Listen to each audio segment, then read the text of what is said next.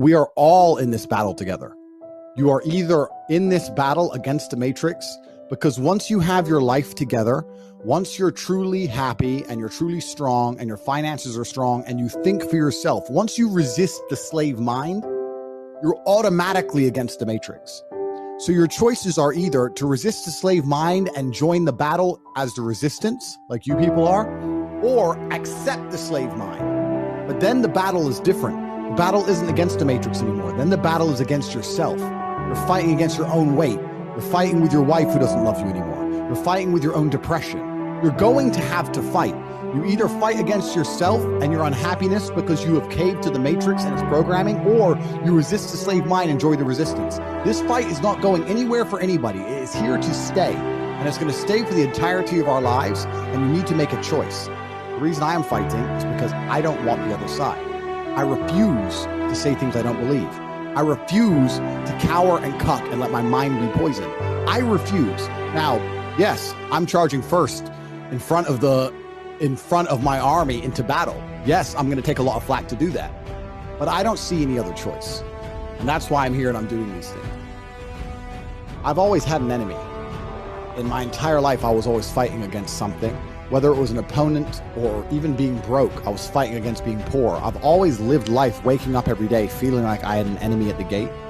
And that's the only way I feel comfortable. And now the new enemy is the Matrix and the New World Order. And it is my imperative to just speak the truth and do my best to make God happy with me and my ancestors happy with me, including my father, by standing up for what I believe is truly right. And that's why I do the things I do.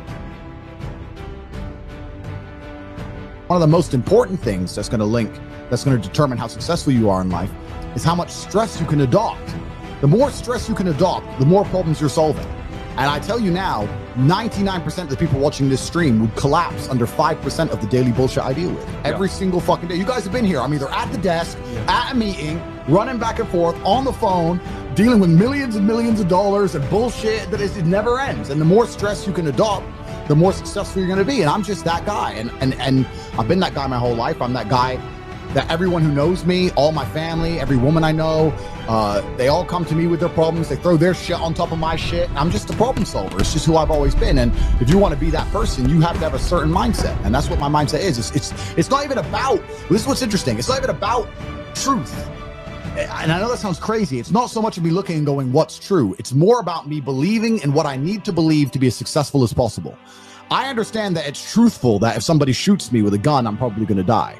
But I will not believe that because I don't think that's advantageous to me. I believe it's advantageous for me to say, go on, then fucking shoot me.